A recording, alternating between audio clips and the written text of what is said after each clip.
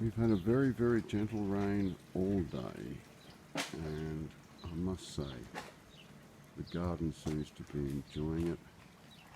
You can see nothing but green bits apart from the couple of plants that got beaten up with the falling branch, but everything else is looking absolutely as it should.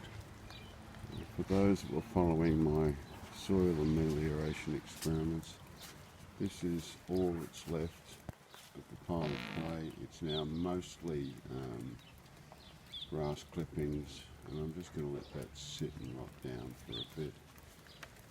There's the pile that I've collected, other than this bed which had 3 barrow loads applied to it. I've got tomatoes ripening left, right and centre. You can see a couple there, and there's more than a few. There's 2 lovely little red ones in there that I'll pick first thing tomorrow morning for brekkie. Some more in there, and there, and there. And these guys are little miniature romas that I'm looking forward to trying out once they're ripe. The Triffid over here is going well. You can see there's more than a few pumpkins popping up around the shop. I've got more romas ripening over here, and I've got some jack potatoes. Oop. More butternuts in there, but there's one gorgeous jack potato there.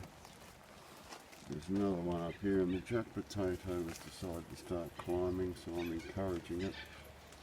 And so, like last year, I will yet again have the hanging pumpkins of Benalla, not the hanging gardens of Babylon, and this time it's jack pumpkins that are doing it.